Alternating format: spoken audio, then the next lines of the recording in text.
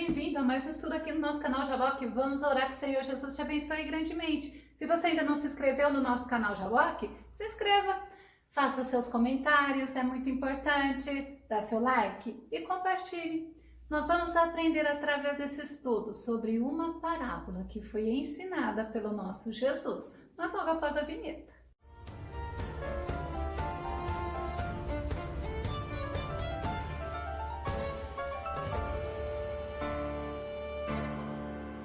E nessa parábola, Jesus ensinava a seus discípulos sobre a preciosidade do reino de Deus. Vamos ao tema de hoje, tesouro escondido.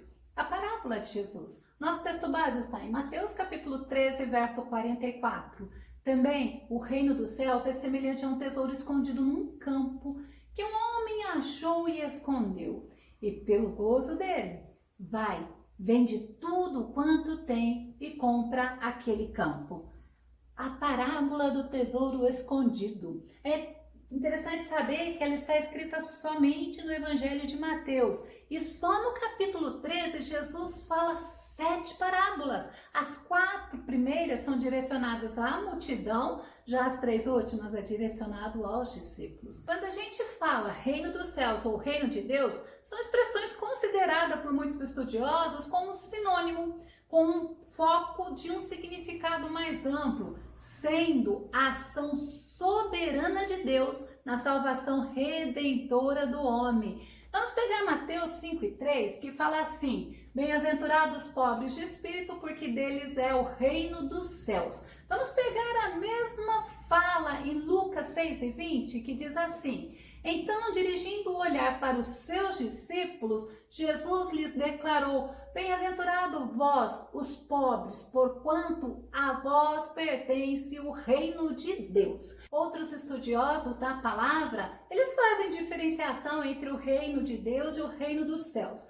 Mas vamos entender que nós estamos falando do livro de Mateus, do Evangelho de Mateus. O Evangelho de Mateus, ele foi escrito para os judeus entenderem quem era Jesus, a linhagem messiânica de Jesus, o cumprimento das profecias. E os judeus, eles evitavam tomar o nome de Deus em vão, por isso que no livro de Mateus, no Evangelho de Mateus, é muitas vezes citada o reino dos céus. Deu para entender? Então vamos lá. Reino. O que te faz lembrar reino? Para mim, me faz lembrar de um rei. Esse rei, ele reina soberanamente e eternamente. Davi reconhece a soberania, Davi reconhece o reino de Deus. 1 Crônicas 29:11, o rei Davi faz essa fala a Deus: ó Senhor, tua é a grandeza, o poder, a glória, a vitória e a majestade, porque tudo quanto há no céu e na terra a te pertence. Ó Senhor, o reino é teu e tu governas soberano sobre tudo e sobre todos. É justamente o rei Davi falando: o Senhor reina, teu é o reino. O rei Josafá também reconhece a soberania, também reconhece que quem reina é o próprio Deus. Inclusive, em 2 Crônicas 20, verso 6, a gente vai ver Josafá em oração, falando com Deus, exclamando a Deus. 2 Crônicas 20, verso 6. E exclamou: ó Yahvé, Senhor Deus de nossos pais, não é tu, Deus que habita soberano nos céus? Não és tu que governas sobre todos os reinos das nações da terra? Na tua mão há poder e força, glória a Deus, e não há quem te possa resistir. Que oração, que tremendo! Imagino Deus ouvindo o rei Josafá falando: és tu, Senhor, que governa, és tu, Senhor, que governa os céus, mas também que governa todas as nações da terra. E na tua mão, Senhor, há poder e força, e não há quem te possa resistir. Glória a Deus. E no versículo que nós lemos, no nosso versículo base, fala: o reino dos céus é semelhante a um tesouro. Jesus, ele assemelha o reino como um tesouro. Tesouro é algo precioso. E sabe o que é bonito sabermos? Que nós somos como um tesouro ao nosso Deus, mas se obedecermos a Ele. Êxodo 19, verso 5.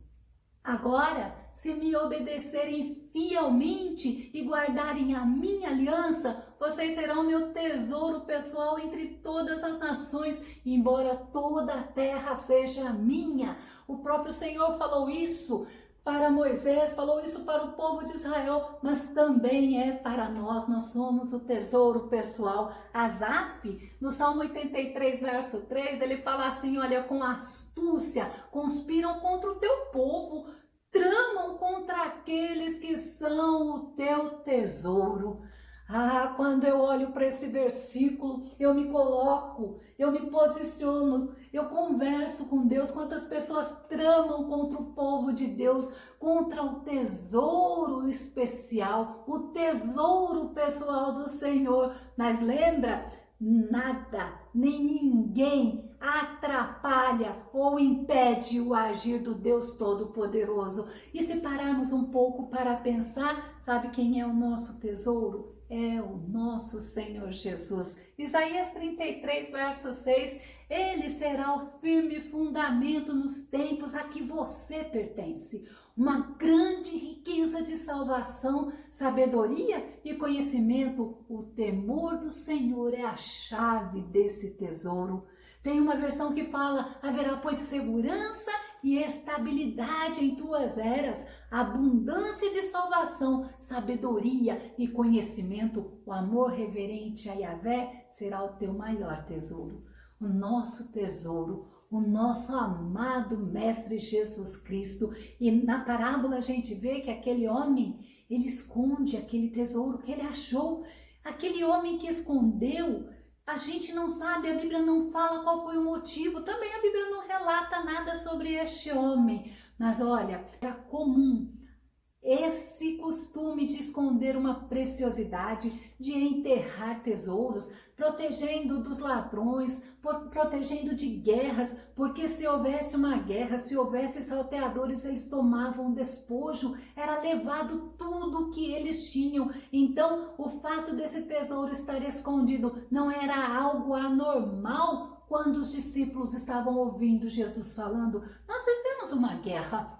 Nós somos orientados a escondermos, sabe o que? A palavra dentro de nós, para nós vencermos nesta guerra, para nós não perdermos nesta guerra, para nós não pecarmos contra o Deus Todo-Poderoso. O salmista no Salmo 119, verso 11 fala, escondi a tua palavra no meu coração, para eu não pecar contra ti. E tem um hino que fala que a palavra de Deus é um tesouro sem igual, é um tesouro precioso, e a palavra de Deus, ela nos orienta, a palavra de Deus, ela nos instrumentaliza para a guerra, ela nos ajuda a vencermos as astutas ciladas do diabo. Salmo 40, verso 8, está escrito assim, eu tenho imensa alegria em fazer a tua vontade, ó meu Deus, a tua lei está no íntimo do meu ser.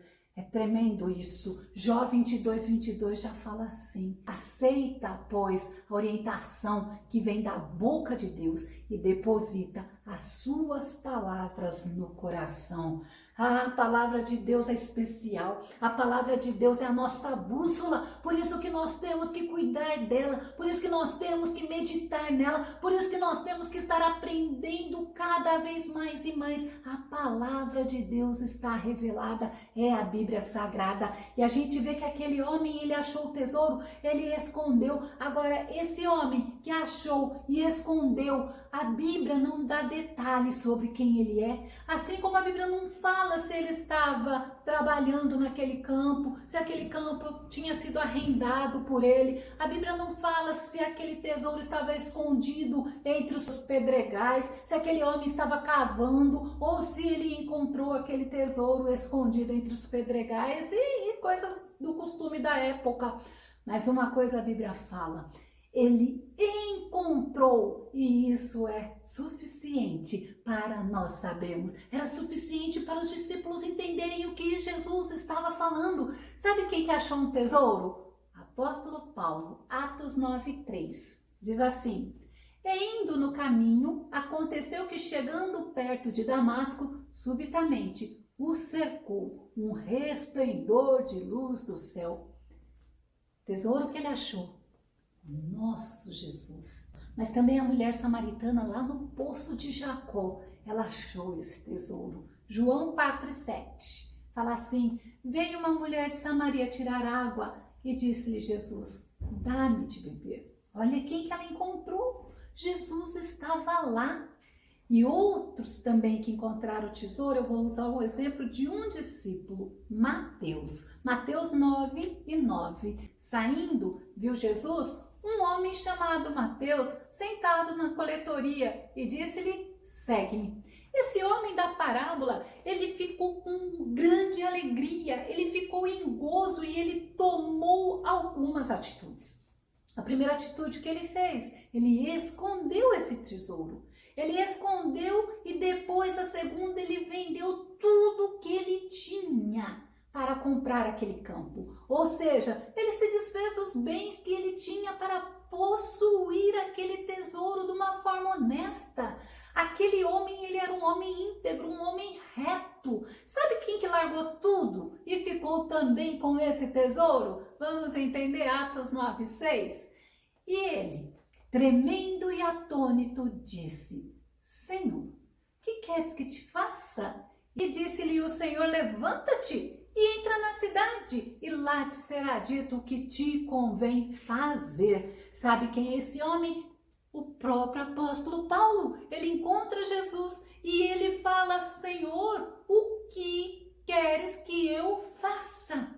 Filipenses 3:8, Paulo ainda fala assim: mais do que isso, compreendo que tudo é completa perda quando comparado à superioridade do valor do conhecimento de Cristo Jesus, meu Senhor, por quem decidi perder todos esses valores, os quais considero como esterco a fim de ganhar a Cristo. O apóstolo Paulo encontrou-se com Cristo. Cristo era o maior tesouro, era tudo que podia trazer o preenchimento do vazio do apóstolo Paulo. Mas a mulher samaritana, ela também largou. Ela largou o que ela tinha na mão. E olha o que aconteceu, João 4:28 e 29.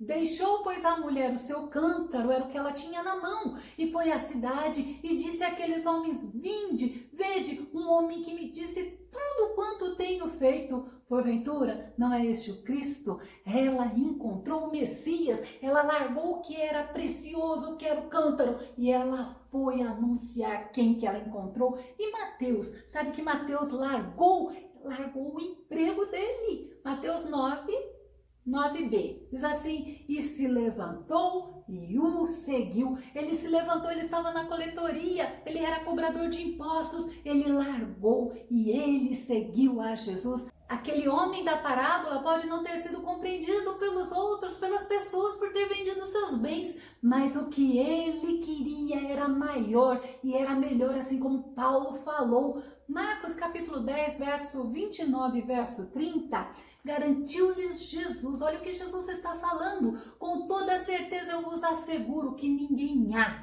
que tenha deixado casa, irmãos, irmãs, mãe, pai, filhos ou bens por causa de mim e do evangelho, que não receba já no presente 100 vezes mais em casas, irmãos, irmãs, mães, filhos e propriedades, e com eles perseguições. Mas no mundo futuro, a vida eterna. É quando Jesus está ensinando para os discípulos: o teu coração não pode estar nas coisas daqui desta terra, o teu coração não pode estar nas coisas que você possui. Maior e mais precioso é o tesouro, é o Senhor Jesus, é o verbo que se fez carne. Nós vamos começar a concluir. Jesus, na parábola do tesouro escondido, ele mostrou aos discípulos que o reino dos céus é um tesouro imensurável, com valor incalculável, mas quem renuncia a si mesmo e segue a Cristo, recebe as bênçãos do reino, recebe aqui o perdão, a misericórdia, a graça, a presença do Espírito Santo. E olha, e recebe bênçãos, e recebe a alegria, e recebe também a paz. Não podemos esquecer que recebemos também a paz, porque nós estamos novamente ligados ao nosso Mestre. Nós estamos novamente em comunhão com Deus. Mas sabe no fim da vida o que a gente recebe? A vida eterna com Cristo Jesus. Isaías 65:1 fala assim: eu fui buscado pelos que não perguntavam por mim. Eu fui achado por aqueles que me não buscavam. A um povo que se não chamava do meu nome, eu disse, eis-me aqui. E o nosso Senhor está fazendo isso conosco. O nosso Senhor, o nosso maior tesouro, Ele quer ser achado por aqueles que ainda não servem. Paulo em 2 Coríntios 4:7 fala, mas temos esse tesouro em vasos de barro, que somos nós. Paulo falando para mostrar que o poder que a tudo excede provém de Deus e não de nós. Nós somos instrumentos de Deus, nós somos usados por Deus para glorificar o nome do Senhor. Mas tem uma coisa, quando Paulo fala somos vasos de barro, para mostrar que o poder que a tudo excede provém de Deus e não de nós, eu tenho e vou deixar na descrição do vídeo o link sobre vaso de barro. Eu vou deixar também na descrição do vídeo sobre a mulher samaritana, mas eu quero concluir com a seguinte pergunta: que valor você tem dado a esse tesouro tão precioso chamado Jesus Cristo? Que valor você tem dado à palavra que Deus tem deixado para nós? Que o Senhor Jesus te abençoe e até o nosso próximo estudo aqui no nosso canal Jaboque. Vamos orar. Fica com Deus. Deus te abençoe.